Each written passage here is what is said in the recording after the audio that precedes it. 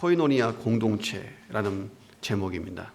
우리가 성경을 읽다 보면 하나님의 성전 또는 교회를 집으로 표시할 때가 많이 있습니다. 성경은 교회는 집이다, 하나님의 성전도 집이다, 이게 집, 하나님의 집, 이렇게 집으로 표현할 때가 있습니다. 자, 집은 건물이 있기 때문에 집은 아니라는 거예요.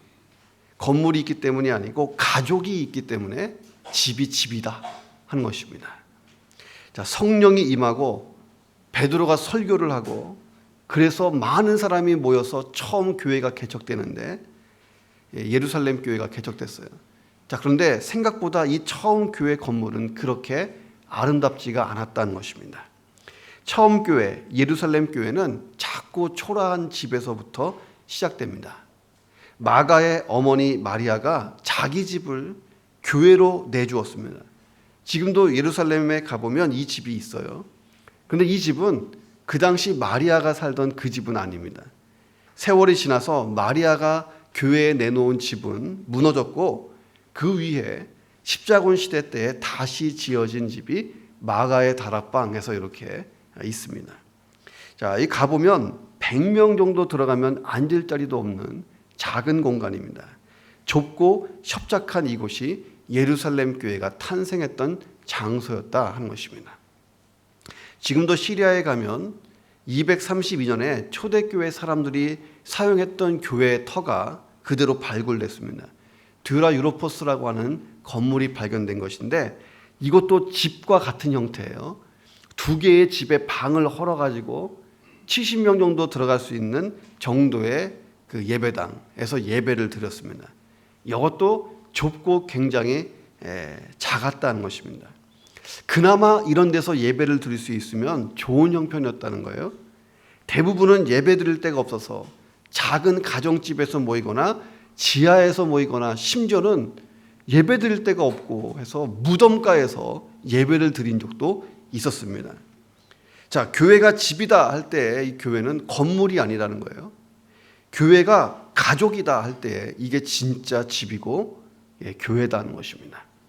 집이 아름답기 때문에 집이 아니라 거기 모여있는 사람들이 사랑스럽고 행복하고 정말 가족 같기 때문에 집이라는 거예요. 자, 1773년에 영국 웨인스게이트라고 하는 시골 소도시에서 저술 활동을 하면서 생계를 유지하고 아주 어렵게 목회하시던 목사님이 계셨어요. 교회가 너무 어려워서 사례비를 제대로 드릴 수가 없으니까 목사님이 글을 써서 생계를 유지하는 그런 시골의 작은 교회였습니다. 웨인스게이트라고 하는 시골입니다.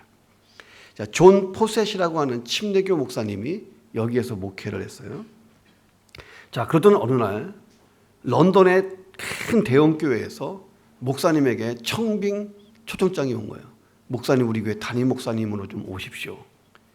자, 그래서 44년 동안 목회했던 시골 교회를 떠나시게 됐던 것입니다.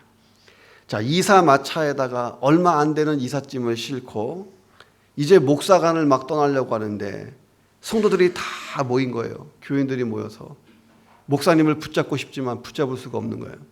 더 좋은 여건의 큰 목회지로 떠나시는 목사님 내외를 차마 붙잡지는 못하고 눈물만 훔치고 있었습니다. 이 모습을 지켜보던 사모님, 메리 포셋 사모님이 갑자기 땅에 주저앉고 울기 시작했습니다. 그리고 자기 남편에게 여보, 나 여기 못 떠나요. 이 형제자매 두고 나는 떠날 수가 없어요. 이러면서 통곡하기 시작하니까 이 교회 마당이 눈물바다가 돼버린 거예요. 한참 동안 생각했던 포셋 목사님이 부인에게 이렇게 말합니다. 여보, 다시 짐을 들여놓읍시다. 아름다운 성도의 교제가 있는 것보다 더 좋은 교회가 또 있겠소 하고 대형 청빙을 받지 않고 포기했다는 이야기가 기독교 역사에 남아 있습니다. 자, 성도들의 아름다운 교제가 있는 곳, 이것보다 더 좋은 데가 어디 있겠냐는 것입니다. 우리는 그런 아름다운 교제가 있었던 공동체를 성경에서 찾아볼 수가 있어요. 그 공동체의 이름이 예루살렘 교회였다는 것입니다. 자, 사도행전은 초기 예루살렘 교회 공동체의 모습을 코이노니아 공동체였다라고 증거하고 있습니다. 궁금한 게 코이노니아가 뭐냐는 거예요. 헬라어입니다. 코이노니아는 협동한다, 친교한다 이런 뜻입니다. 헬라어입니다. 자, 초대교회에서는 성도들 간의 교제, 성도의 교제 이런 뜻으로 쓰였습니다. 그러니까 코이노니아라는 것은 함께 나누어주고 함께 공감하고 함께 도와주는 관계, 이게 코이노니아 한다, 교제한다 이런 뜻입니다. 그 내용과 뜻이 풍성한 단어예요. 자, 하나님 나라 천국은 진짜 코이노니아가 완성되는 곳이다 하는 것입니다. 교회는 하나님 나라 천국의 교제, 천국의 코이노니아, 천국의 모습을 이 땅에서 부분적이지만 미리 맛볼 수 있는 곳이 교회다 하는 것입니다. 자, 오늘도 교회 왔는데 코이노니아가 느껴져야 되는데 나를 아는 체 하는 사람도 없고 같이 밥 먹지 않는 사람도 없어서 혼자 뻘쭘하게 앉아있다 집에 가는 사람이 있다면 또 갈 길이 먼 거예요. 교회는 코이노니아, 천국을 미리 보여주는 곳이다 하는 것입니다. 천국은 코이노니아가 남은 곳, 코이노니아의 어떤 완결된 곳, 이게 천국입니다. 예루살렘 교회는 모이기에 힘쓰는 교회였어요. 그들은 모이기만 하면 신앙이 뜨겁게 불타올랐습니다. 말씀을 같이 배우고 같이 기도하고 사랑하고 서로 도와주는 교회가 예루살렘 교회였다는 것입니다. 그 결과 온 백성들, 교회 안 다니는 사람까지 예루살렘 교회를 칭찬하기 시작했습니다. 자, 누구든지 이 공동체 속에 들어가면 변하는 거예요. 사기꾼이 변화되고 도둑질하던 사람도 변화되고 구두쇠가 가면 굉장히 되게 나누어주는 사람, 이런 사람이 되고 성질 급한 사람도 여기 가면 차분해지고 바뀌는 거예요. 들어오면 바뀌는 겁니다. 그러다 보니까 구원받는 사람들이 날마다 늘어났다라고 증거되어 있습니다. 자, 이때부터 이 땅에 존재하는 모든 교회는 우리 교회가 초대교회 같이 되게 해주십시오 할 때 이 초대교회는 예루살렘 교회예요. 우리 교회가 예루살렘 교회 같이 되기를 간절히 기도합니다. 그런데 이 기도대로 된 교회가 많지는 않아요. 그렇게 되려면 예루살렘 교회처럼 진짜 해야지 되는 거죠. 자, 그렇다면 예루살렘 교회 공동체가 천국을 미리 보여주는 진정한 코이노니아 공동체가 됐던 이유, 비결이 뭐냐 하는 것입니다. 자, 진정한 코이노니아, 교제가 있는 교회는 어떤 곳이냐? 어떤 곳이 천국 같은 교회냐? 첫째는요, 말씀이 풍성한 교회입니다. 한 교회가 진짜 제대로 된 교회냐 아니냐는 말씀이 얼마큼 교회 안에서 나누어지고 있는가, 중요한 것입니다. 자, 오순절날 예수님의 제자를 포함해서 500명 사람들이 모여서 막 기도하고 있었어요. 근데 한 명, 두 명 다 흩어지다가 나중에 120명만 남았어요. 이 120명에게 성령이 갑자기 임하시니까 성령 충만한 역사가 일어났습니다. 이날 마음이 뜨거워졌던 베드로가요, 일어나서 설교를 했는데 3,000명이 예수 믿고 회개하고 교회 안으로 들어오게 됩니다. 그리고 성령의 능력을 받아서 베드로와 요한이 성전 미문에 앉아있던 앉은뱅이를 낫게 합니다. 자, 그리고 이어서 베드로가 설교를 했는데 5,000명의 사람이 예수 그리스도를 믿어요. 자, 이 사람들이 예루살렘 교회의 개척 멤버가 돼서 예루살렘 교회 공동체를 만들어낸 것입니다. 자, 46절 오늘 본문에 보니까 그들이 날마다 마음을 같이하여 성전에 모이기를 힘썼다라고 되어 있습니다. 그들이 모일 때마다 폭발적인 부흥의 역사가 일어난 거예요. 근데 그 부흥의 역사의 비결이 뭐냐? 말씀에 대해서 반응하기 시작했다라고 증거되어 있습니다. 그러니까 예루살렘은 설교가 많았던 교회, 성경 공부가 많았던 말씀이 풍성한 교회였다 하는 것입니다. 자, 성령 충만함을 입은 베드로의 오순절의 설교, 힘과 능력이 있었어요. 자, 베드로가 담대하게 복음을 증거하는데 예루살렘에 거주했던 청중들의 영혼이 막 다 흔들린 겁니다. 그들의 마음이 십자가 복음 앞에 막 무너지기 시작했어요. 자, 마음의 중심에서 나오는 진짜 회개가 일어나고 예수님을 구주와 주님으로 영접한 그들이 말씀을 듣고 배우기를 사모해서 날마다 성전에 올라가서 말씀을 배웠다는 것입니다. 그리고 말씀이 풍성한 곳에서 성도들의 진정한 코이노니아가 시작됐다 하는 것입니다. 자, 성경의 역사, 기독교 역사는 한결같이 이것을 증거해요. 말씀이 풍성한 곳에는 반드시 부흥이 있었다는 거예요. 부흥하는 교회에는 말씀이 풍성했다. 예. 자, 그들이 예수님을 따르는 강력한 신앙 공동체가 됐던 이유, 오늘 본문에 보니까 사도들의 가르침이 중심이 되어서 공동체를 만들었다는 거예요. 자, 교회가 말씀이 풍성하면서 먹고 마시고 교제해야 부흥을 하는 거지, 말씀은 하나도 없고 먹고 마시면요 언젠가 무너집니다. 말씀이 풍성해야 된다. 예루살렘 교회는 예수님을 직접 만났고 사역했던 12명의 제자들이 생생하게 말씀을 가르쳤잖아요. 생생한 말씀이 풍성했다. 자, 사도들은 무엇을 전했느냐? 예수 그리스도의 생애, 예수님의 구원 사역, 복음 그 자체만을 가르쳤는데 폭발적인 부흥이 일어난 것입니다. 교회가 하나님의 말씀을 전하고 가르치고 배우는 공동체가 되면 진짜 코이노니아, 천국 공동체가 될 줄로 믿습니다. 자, 예레미야 선지자가 이런 고백을 했어요. 예레미야서 15장 16절입니다. 우리 같이 읽어보겠습니다. 시작. 내가 주의 말씀을 얻어먹었사오니 주의 말씀은 내게 기쁨과 내 마음의 즐거움입니다. 이게 얼마나 독특한 고백이에요. 재밌는 표현이잖아요. 내가 주의 말씀을 얻어먹었습니다. 여러분, 날마다 얻어먹으시기를 주의 이름으로 축원합니다. 내가 주의 말씀을 얻어먹었는데 그 말씀이 나에게 기쁨과 즐거움이 되었습니다. 주변에 얼굴을 찡그리고 있는 사람이 있으면 굶주려서 그래. 예, 영양실조, 기아 상태. 하나님 말씀을 가까이 안 하니까 먹은 게 없어서 그래요. 불쌍히 여기면 돼요. 어떻게 하느냐? 성경 좀 읽으라고 권면하면 됩니다. 하나님 말씀을 얻어먹었는데 이게 내 안에 들어오니까 기쁨과 즐거움이 됐다.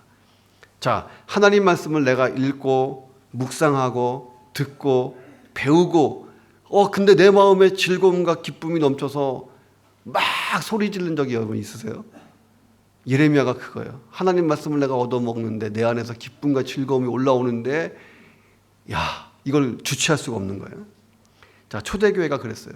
와서 성경 공부하고 설교 듣고 예배 드리면 교우들의 믿음이 성장하는데 즐거움과 기쁨이 막 터져 나오는 것입니다. 자, 우리 교회 역사를 보면요, 우리 교회 역사책 나왔어요.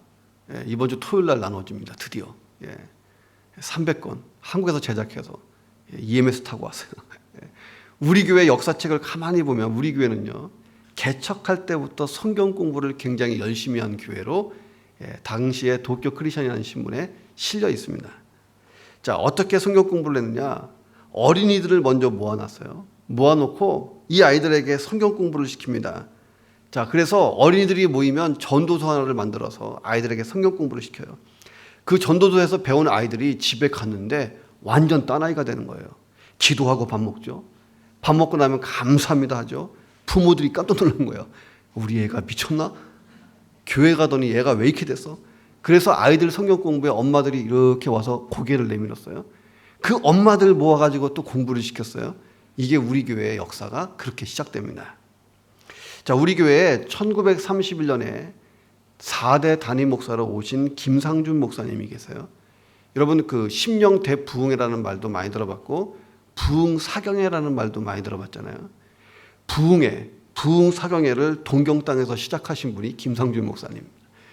근데 이분이 또 누구냐면 한국 성결교단을 만드신 분이에요. 와, 성결교회는 우리한테 까불면 안 돼. 성결교단을 만드신 분이 우리 교회 4대 목사님이었다니까요. 이분이 뭐 했느냐? 목회 기간에 새벽부터 밤까지 성경 공부하신 분이에요. 날마다 설교 준비하고 가르치고, 나중에 몸이 이것 때문에 안 좋아질 정도로 말씀을 많이 가르쳤던 분, 부흥 사경회를 여기서도 하고 YMCA에서도 막 했던 분이 김상준 목사님이십니다. 그 목사님은 죽으라고 설교하시고 막 열심히 하시는데 그 당시에 우리 교회 교인들은요, 초등학교 안 나온 사람이 굉장히 많았습니다. 배움이 짧았고 심지어는 글자를 못 읽는 문맹인도 굉장히 많았습니다. 그럼에도 불구하고 그들이 글자도 모르는데 와서 앉아서 그 말씀을 공부했다는 거예요. 얼마나 말씀을 사모했으면 날마다 모인, 우리 교회 전 교회 이름이 미카와시마 교회잖아요. 그 미카와시마 교회가 그래서 성장했고 진짜 어려움이 왔을 때 성도들이 말씀으로 무장하고 있었기 때문에 흔들림 없이 오늘날까지 왔다는 거예요. 자, 말씀에 기초가 있지 않는 믿음은 외형적으로 열정적이거나 뛰어날 수 있어도 뿌리가 없기 때문에 어려움이 오거나 유혹이 오면 다 흔들려 버립니다. 자, 우리의 신앙이 말씀의 기초 위에 섰을 때에 흔들리지 않은 줄로 믿습니다. 그러니까 예루살렘 교회는 하나님의 말씀을 날마다 받아서 먹었어요. 자, 그러다 보니까 기쁨과 즐거움이 넘치는데 이 기쁨이 옆 사람에게로 막 흘러가는 거예요. 예. 그들은 성전에서만 모인 것이 아니라 집에 가서도 모였어요. 몇 사람이 모이면 또다시 성경 읽고 또 그거 같이 공부하고 삶을 나누고 오늘날로 얘기하면 목장 모임 또는 구역 모임 같은 것을 했던 거예요. 자, 여전히 진리가 아닌 것에 목마르고 또 거짓으로 인해서 고통받는 이웃들에게 내가 하나님 말씀을 들었는데 내가 이렇게 변했잖아. 너도 하나님 말씀을 읽어봐. 이렇게 막 권면하다 보니까 교회가 부흥한 것입니다. 자, 교회 나온 지 얼마 안 된 한 남자가요, 교회 형제들 모임에 가게 됐습니다. 왜 가게 됐냐면 부인이 하도 가라 그러니까 할 수 없이 가는 거예요. 근데 출발하기 전에 마음속에 전쟁터가 돼버렸어요. 갈까 가지 말까. 가자니 부담스럽고 안 가자니 혼날 것 같고. 불쌍한 남자가 마음속 전쟁터를 가지고 있었습니다. 자, 그는 생각했어요. 야, 남자들이 모인 곳, 남자들만 모인 곳, 그게 무슨 재미가 있을까? 자, 그런데 이 사람이 몇 년이 지나서 교회 앞에서 이런 간증을 했습니다. 정말 그때는 신기했습니다. 어떻게 남자들이 한 집에 모여서 술도 안 마시고 화투도 안 치는데 무려 2시간 가까이 그렇게 재밌게 진실하게 즐길 수 있단 말입니까? 더 신기한 것은 그 모임을 마치고 나오는데 내 마음이 너무 기쁘고 좋았습니다. 날아갈 것 같았습니다. 세상 친구들과 술 마실 때 느끼지 못했던 그 기쁨이 그때 있었습니다. 술과 화투가 있는 모임보다 더 즐거웠습니다. 이렇게 간증한 적이 있습니다. 자, 고리따분해 보이는 남자들끼리의 모임에 그런 기쁨, 그런 즐거움이 있는 이유가 뭐냐 하는 거예요. 말씀이 풍성하니까 배가 부른 줄로 믿습니다. 그 말씀 중심으로 나는 이렇게 변했다. 말씀이 내 안에서 이렇게 역사했다. 이러니까 마음과 마음이 진실하게 연결되는 거예요. 자, 세상에서 볼 수 없는 형제 사랑, 진짜 나를 사랑해주는 형제 사랑을 맛보게 된 것입니다. 예루살렘 교회는 말씀으로 하나가 되어 있는 교회예요. 말씀으로 하나가 되어 있는. 동경교회, 우리 복음교회, 우리 모든 교우들이 매일같이 말씀 읽고 묵상하고 듣기를 사모하고 말씀으로 서로를 좀 세워주고 이런 거룩한 폭발이 일어나야 할 줄로 믿습니다. 태풍 19호가 올라오고 있어요. 이름도 이상한 이름이에요. 자, 그런데 이게 금요일 날 온대요. 야, 우리를 시험하잖아. 저는 폭발적으로 모일 줄로 믿습니다. 자, 부흥회가 기회예요. 부흥회는 말씀을 사모하는 갈증으로 모이는 겁니다. 그래서 말씀을 들어야 될 사람들을 모두 모아놓고 우리가 한번 풍성한 말씀 집회를 하는 거예요. 말씀이 풍성한 곳에 부흥과 기적이 있는 줄로 믿습니다. 자, 진정한 코이노니아가 있는 교회는 어떤 교회냐? 두 번째는 기도가 뜨거운 교회였다는 거예요. 자, 예루살렘 교회는 기도가 뜨거운 교회였습니다. 당시 예루살렘 교회는 유대 종교 지도자들에게 핍박을 받는 교회예요. 교회 나간다는 이유로 여러 가지 불이익을 받던 시대입니다. 강력한 핍박이 있었어요. 자, 대제사장을 주축으로 유대교 세력이 날마다 교회를 박살내려고 위협하고 있었습니다. 자, 이 모든 어려움을 견디고 이길 수 있었던 비결이 기도였다 하는 것입니다. 그들은 모일 때마다 기도하는데 우리와 기도 수준이 좀 달랐어요. 자, 사도행전 4장 29절부터 31절에 보면 그들의 기도가 얼마나 강력한지 몰라요. 주여, 이제도 그들의 위협함을 굽어 보십시오. 또 종들로 하여금 담대히 하나님 말씀을 전하게 하여 주십시오. 손을 내밀어 병을 낫게 하시고 표적과 기사가 거룩한 종 예수의 이름으로 이루어지게 하여 주옵소서. 빌기를 다하니 기도가 끝났는데 모인 곳이 진동하더니 무리가 성령으로 충만해서 갑자기 다 뛰어나가서 하나님 말씀을 전했다.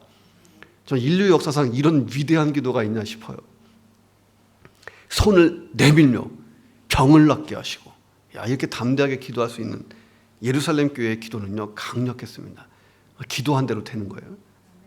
자, 이런 기도 운동이 예루살렘 교회의 부흥을 더 가속화시켰다는 겁니다. 그들은 모일 때마다 하나님, 우리 힘으로는 이 핍박을 견딜 수가 없습니다. 우리 힘으로 세상을 이길 수 없습니다. 그래서 모이면 하나님께 간구하고 부탁하고 기도했던 것입니다. 자, 외적으로 핍박이 다가올 때마다 더 기도했어요. 기도가 아주 더 많이 기도하게 되는 기폭제가 돼서 기도하면서 하나가 된 거예요. 핍박받으니까 더 기도하게 되고, 기도하다 보니까 더 하나가 되고. 자, 오늘 2시에 기도할 겁니다. 우리 이제 부흥회를 위해서 2시에 오늘 다 기도할 거니까 내려가서 닭도리탕, 닭볶음탕에 맛있게 드시고 올라와서 2시에 다 같이 기도하는 겁니다.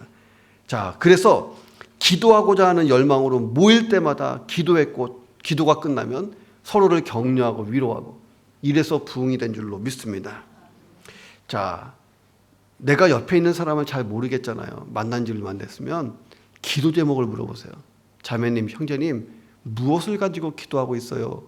기도 제목을 물어보면 이분이 지금 어떤 상태에 있는지가 나오잖아요. 그러면 그를 위해 기도하면서 이분과 친해질 수 있습니다. 그러니까 저희가 지구촌교회에서 사역할 때 이동호 목사님이 늘 하신 말씀이, 성도를 만나면 잘 지내시죠? 이렇게 하지 말고, 성도님, 무엇을 가지고 기도하고 있으세요? 제가 기도해 줄게. 기도 제목이 뭐예요? 꼭 기도 제목을 물어봐라. 기도 제목을 물어보면 그분의 필요를 알게 되고 그를 이해할 수 있게 된다는 거예요. 자, 나는 우리 교회에 왔는데 아는 사람이 없어요. 하지 말고 기도 제목을 물어보세요. 그러면 많이 알게 됩니다. 옆에 있는 교우들을 더 알고 싶다면 기도 제목을 물어봐라. 그 기도 제목에 관심을 두고 함께 기도하라는 거예요. 여기서부터 진정한 코이노니아가 일어나는 줄로 믿습니다. 자, 야고보서 5장 14절에 보면 초대교회에 있었던 기도의 모습이 나와요. 자, 너희 중에 병든 자가 있느냐? 그는 교회의 장로들을 청할 것이요, 그들은 주의 이름으로 기름을 발라주고 그를 위해서 기도할지니라. 믿음의 기도는 병든 자도 구원할 것이고 주님이 그를 이렇게 세우실 것이고 혹시 범죄했을지라도 용서함을 받을 것이다. 그러므로 너희가 서로 죄를 고백하고 병이 낫기를 위하여 서로 기도해라. 의인의 간구는 역사하는 힘이 큼이라. 여러분 믿으십니까? 병이 들고 가정에 문제가 있는 교인들을 방문해서 기도했다는 거예요. 초대교회 가정신방을 많이 했다는 것입니다. 신방의 목적이 뭐냐? 함께 기도하는 거예요. 문제 해결을 위해서 간절히 기도했던 것입니다. 자, 이것이 교회의 결속을 지탱해온 예루살렘 교회의 오래된 전통이 된 것입니다. 자, 모여서 기도합시다 그러면요, 되게 고리따분해 보여요. 기도만 하냐? 근데 기도가 능력인 것입니다. 세상에서 가장 아름다운 모습이 뭐냐? 기도하는 모습이에요. 예루살렘 교회는 기도의 코이노니아가 있었고 부흥의 원동력은 기도였다 하는 것입니다. 사도행전 4장 31절에 보면 그들이 기도할 때에 땅이 진동했다. 야, 이게 얼마나 멋있는 표현이에요. 자, 우리가 기도할 때 지진이 일어나는 거예요. 지진. 기도의 지진. 자, 구약 성경에 보면 하나님이 딱 나타나실 때, 임재하실 때 땅이 진동했다는 표현이 많이 나와요. 땅이 울리는 거예요. 하나님의 역사가 시작될 때는 땅이 울려요. 우리가 한번 기도하면 땅이 흔들려야 돼요. 자, 그리고 많은 기사와 표적이 일어나게 되었다 하는 것입니다. 자, 우리 교회는 1924년에 박경순이라고 하는 전도인에 의해서 교회가 시작됩니다. 그 당시에는 전도인이라는 게 있었어요. 아무나 전도인이 아니고 선교 단체나 교회에서 인정을 해줘야 전도인이 되는 거예요. 오늘날로 얘기하면 전도자 또는 어떤 복음을 전하는 사람, 이 전도인 박경순에 의해서 우리 교회가 시작됐습니다. 이 박경순 이분은 목사님이 아니었어요. 나중에 신학을 미국에서 했지만 처음에는 평신도였어요. 여러분과 같은 평신도가 우리 교회를 개척한 거예요. 1924년에. 자, 그리고 이분이 떠나고 이분의 형님인 박훈순 목사님이 2대 담임 목사님으로 오십니다. 자, 이분은 신학을 하신 목사 안수를 받으시고 우리 교회에 오신 분이에요. 이 박훈순 목사님 시절에 우리 교회가 점점 성장하기 시작했습니다. 자, 이 목사님 시대에 우리 교회의 전신인 미카와시마 성전 건축이 완료가 돼요. 최초의 성전 건축이 시작된 것입니다. 도쿄 신문이 그 당시에 이렇게 써놨어요. 일본 땅에서 건축된 예배당을 가진 유일한 한인교회. 일본 전 국토를 통해서 한인교회 중에 유일하게 건축물을 가지고 있었던 최초의 교회라고 동경신문에 딱 실려 있더라고요. 자, 그리고 3대 단임 목사님 류지풍 목사님이 오시는데, 류지풍 목사님 때 급성장을 하게 됩니다. 류지풍 목사님은요, 부흥사였어요. 부흥회를 한국에서 많이 하시다가 우리 교회 단임 목사님으로 오셨는데, 이때 우리 교회가 성장하게 된 원인이 뭐냐? 새벽 예배였습니다. 1929년 도쿄 크리스찬지에 보면 7월 달에 이렇게 써 있어요. 우리 교회 새벽 예배에 대해서 몇 가지 기사가 소개됩니다. 자, 거기 기사를 가만히 보면요, 도쿄에서 새벽 예배를 시작한 교회가 미카와시마 교회예요. 한국에서의 새벽 예배는 1907년도에 평양 대부흥이 일어나고 난 다음에 전국으로 새벽 기도 운동이 확산됐어요. 그런 확산의 불길을 타고 여기서도 새벽 예배가 시작됐는데 그 출발점이 미카와시마 교회였다. 그러니까 우리 교회는 새벽 예배를 시작한 교회다. 어깨 딱 피고 다녀요. 중요한 건 뭐냐면 새벽 예배 잘 안 나와. 근데 그때 당시에 도쿄 크리스천지에 보면 이렇게 써 있어요. 당시 미카와시마 새벽 예배는 주일 예배에 버금갈 정도의 숫자가 나와서 기도했다. 주일 예배인지 새벽 예배인지 헷갈릴 정도로 많이 나왔다는 거예요. 자, 우리 교회의 위대한 유산이 뭐냐? 새벽 예배. 자, 그럼 우리가 새벽 예배 와야겠다 하는 생각이 딱 들지 않습니까? 아멘 했으면 나오면 돼요, 내일부터. 자, 예루살렘 교회의 탄생은요, 마가다락방에서 불타올랐던 120명의 뜨거운 기도의 결과였다. 42절의 말씀을 보면 그들이 오로지 기도하기를 힘썼다라고 되어 있습니다. 제가 우리 교회 와서 주중에 여러 가지 사역에 집중했지만 금요 기도회를 살리려고 진짜 노력 많이 한 것 같아요. 자, 우리 교회 목회 초기에 금요 기도회를 계속 할까 말까 망설일 때가 있었어요. 왜냐하면 참석자가 진짜 없는 거예요. 어떨 때는 7명 나와. 이거 기도회를 해야 되나 말아야 돼. 새벽 예배보다 더 조금 나오는데 이거 해야 될까 말아야 될까 고민할 때가 있었어요. 그러나 쉬지 않고 금요 기도회를 계속했는데 이게 우리 교회의 하나의 축복이 되고, 지금은 외부에 있는 교인들도 자기 교회에 금요 기도회가 없어서 우리 교회 와서 같이 예배하잖아요. 정작 우리 교인들이 안 나와서 요즘에는 페이스북으로 생방송하고 있어요. 제발 좀 보라고. 자, 또 마음속에 내가 금요 기도회 와야겠구나. 아멘 했으면 오시는 것인 줄로 믿습니다. 자, 이번 주 금요일은 부흥회니까 다 올 거고, 여기서부터 금요 기도회가 불타올라야 돼. 기도해야 됩니다. 자, 우리 교회가 모이면 뜨겁게 기도했던 초대교회 영성을 가져야 된다. 최초의 미카와시마 교회, 우리 교회의 그 전신인 우리 교회는 개척 때부터 기도하던 교회다. 자, 우리 교회 중보기도 팀이잖아요. 중보기도 팀. 기도 헌신을 하고 있습니다. 중보기도 훈련을 받고 일주일에 1시간씩 이 책상 내려놓고 이 앞에서요, 기도해요. 1시간을. 17명이 기도하니까 17시간을 기도하는 거예요. 무엇을 가지고 기도하냐? 하나님 나라를 위해서, 대한민국과 일본 땅을 위해, 동경복음교회를 위해서, 우리 비전과 사명을 위해, 교회 사역을 위해, 교육자들을 위해서, 교인들을 위해서, 연약하고 병든 자들을 위해서 계속 기도합니다. 여러분들이 계단 타고 내려갈 때에 중보기도 카드 쓰는 데 있잖아요. 거기다가 기도 제목을 써서 넣으면 여기서 기도해 줍니다. 나를 위해서 기도해 줄 수 있는 사람이 세상에 몇 명 있을 것 같아요? 거기다 넣으면 17명이 기도한다니까요. 야, 나를 위해서 기도하는 사람 17명. 세상을 얻는 거죠. 기도하는 교회는 소망이 있고 기도하는 교회는 비전이 있는 줄로 믿습니다. 그러니까 예수님이 혼자서 누군가를 위해서 기도해도 응답하시지만 함께 기도하는 중보기도에 더 응답하시겠다고 말씀하신 적이 있어요. 마태복음 18장 19절에 보면 두세 사람이 함께 기도하는 기도에 특별하게 응답하겠다고 약속하셨습니다. 같이 읽어보겠습니다. 진실로 시작.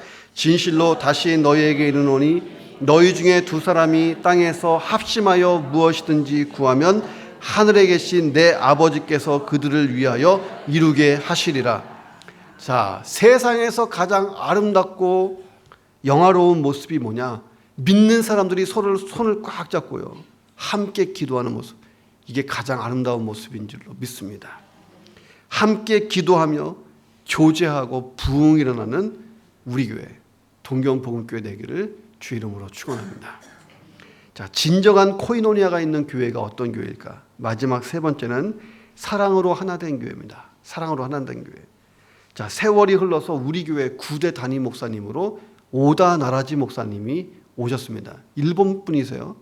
우리 교회 역사에 담임 목사님 중에 유일하게 일본인 목사님이 계셨습니다. 오다 나라지 목사님. 오다 나라지 목사님이 쓰신 책이 있어요. 지게꾼. 지게꾼이라는 책에 이런 내용이 나옵니다. 오다 나라지 목사님은 우리 교회를 1939년부터 목회하셔서 1945년까지 목회하시고, 그리고 간서지방으로 이동하셔서 거기서 목회를 계속하셨습니다.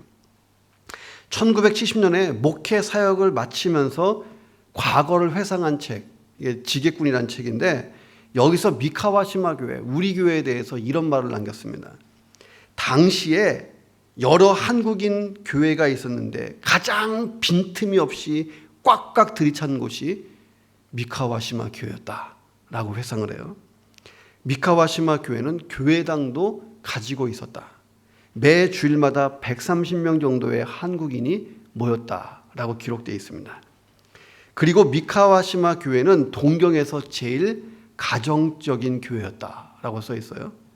신주쿠 교회는 200명 정도 모였지만 학생, 여행자뿐이고 유동이 잦았다. 그런데 미카와시마 교회는 전부가 가족이었다라고 써 있습니다. 전부가 가족이었다. 짧은 문장이지만 당시 우리 교회의 모습을 한 단어로 그냥 정리한 거예요.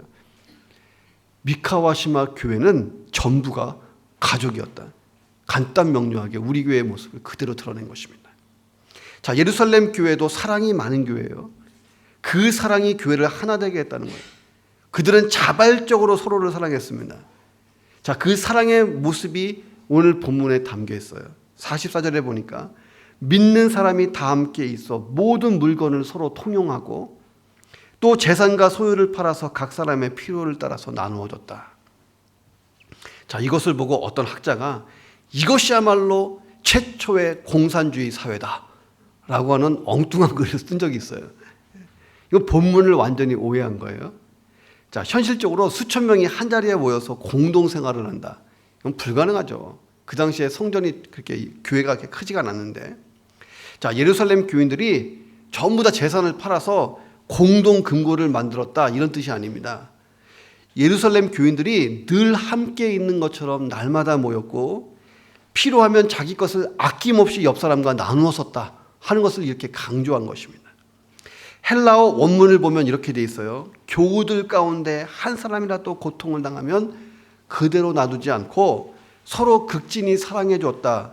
한 사람이 빈궁한 처지에 떨어지면 그 약한 형제를 위하여 자기 소유의 얼마를 팔 마음의 준비가 되어 있었다 하는 것입니다.